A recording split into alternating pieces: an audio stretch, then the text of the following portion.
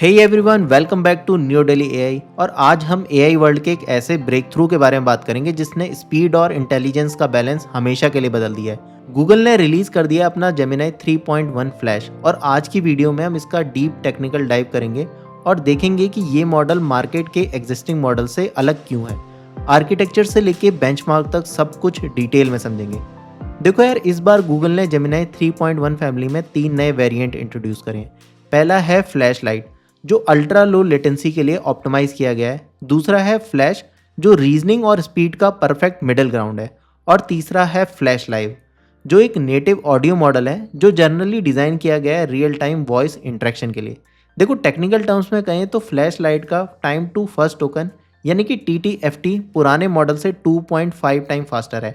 अब इसका मतलब ये है कि मॉडल को प्रोसेस शुरू करने में लगने वाला इन्फेरेंस लेटेंसी अब ना के बराबर है। अब ये उन एप्लीकेशन के लिए तो बिल्कुल परफेक्ट है जहाँ रियल टाइम रिस्पॉन्स जैसे ऑटो कंप्लीट या लाइव चैटबॉट जरूरी होते हैं। अब इसका एक नया रेवोल्यूशनरी फीचर है थिंकिंग लेवल।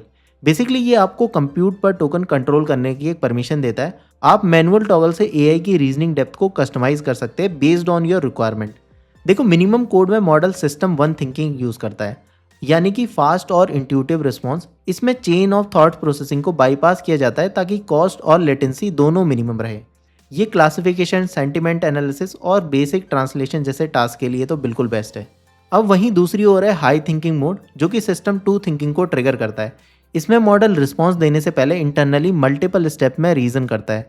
ये हिडन स्क्रैच पैड टेक्नोलॉजी का यूज करता है जो कॉम्प्लेक्स लॉजिक और मैथ्स प्रॉब्लम को सॉल्व करने के लिए बनी है। भले ही इसमें थोड़ा ज़्यादा टाइम लगता है, लेकिन लेटेंसी प्रो मॉडल के बराबर मिलती है। तो अब बात करते हैं सबसे बड़े टेक्निकल चेंज की, नेटिव ऑडियो टू ऑडियो। तो देखो, पहले एआई आपकी वॉइस को टेक्स्ट में कन्वर्ट करता था, लेकिन जेमिनी 3.1 फ्लैश लाइव आपके ऑडियो को डायरेक्टली प्रोसेस करता है। नो मोर मिडिल स्टेप्स। देखो, डायरेक्ट ऑडियो प्रोसेसिंग की वजह से एआई आपके वर्ड्स नहीं बल्कि आपकी टोन, पिच और इमोशंस भी समझ सकता है। आप खुश हैं या गुस्से में, एआई को सब पता चल जाता है। इसका देखो सबसे बड़ा फायदा है ब्रिज इन सपोर्ट में। इसका मतलब ये है कि जब एआई बोल रहा है तो आप उसे बीच में रोक सकते हो, इंटरप्ट कर सकते हो और वो तुरंत रुककर आपकी नई बात को सुनने लगेगा, बिल्कुल एक रियल इंसान की तरह। तो देखो, अगर टेक्निकल पॉइंट ऑफ व्यू से देखें तो ये इतना स्मार्ट कैसे है। तो देखो, गूगल ने यूज़ किया है मॉडल डिस्टिलेशन। इसमें जेमिनी 3.1 प्रो, जो कि एक मैसिव टीचर मॉडल है, आपकी सारी नॉलेज और रीजनिंग पावर का एक छोटा फ्लैश स्टूडेंट मॉडल को टीच करता है। इस कंपैरिजन की वजह से फ्लैश मॉडल का साइज़ तो छोटा है ही, इसकी इंटेलिजेंट भी प्रो मॉडल लेवल की है और ये ऑप्टिमाइजेशन ही इसे इतना फास्ट और स्मार्ट बनाता है। तो देखो, मेमोरी आर्किटेक्चर की बात करें तो फ्लैश में 1 मिलियन टोकन का कॉन्टेक्स्ट विंडो है। गूगल ने रिंग अटेंशन और फ्लैश अटेंशन 2 जैसे टेक्निक्स का यूज़ किया है ताकि इतने बड़े डेटा को फास्ट और इफिशिएंटली रिट्रीव करा जा सके। एग्जाम्पल के लिए, अगर आप 1 घंटे की वीडियो अपलोड करते हो तो मॉडल उसे थाउजेंड्स ऑफ इमेज फ्रेम्स और ऑडियो स्पेक्ट्रम में कन्वर्ट करके प्रोसेस करता है। इस कॉन्टेक्स्ट विंडो की वजह से वीडियो के किसी भी स्पेसिफिक सेकंड्स की डिटेल को आप एक्यूरेटली निकाल सकते हो।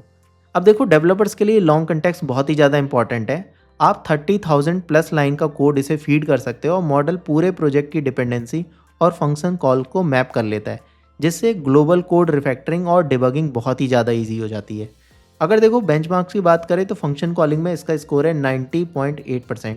इसका मतलब ये है कि model structured Jason output generate करने में एक्सपर्ट है। ये बिना गलती किए एक्सटर्नल एपीआई को ट्रिगर कर सकता है और रियल वर्ल्ड टूल्स के साथ इंटरेक्ट कर सकता है। और देखो, यही वजह है कि ये वाइब कोडिंग को नए लेवल पे ले जाता है, क्योंकि मॉडल की लॉजिकल रीजनिंग बहुत ही ज़्यादा डीप है और अगर आप सिर्फ हाई लेवल डिस्क्रिप्शन या वाइब देकर पूरा सॉफ्टवेयर आर्किटेक्चर जनरेट भी करा सकते हो।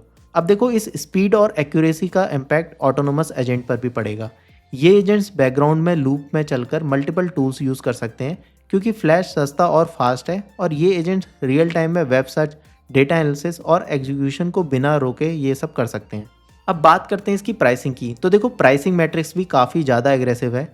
फ्लैश लाइट का कॉस्ट सिर्फ $0.15 पर मिलियन इनपुट टोकन्स है।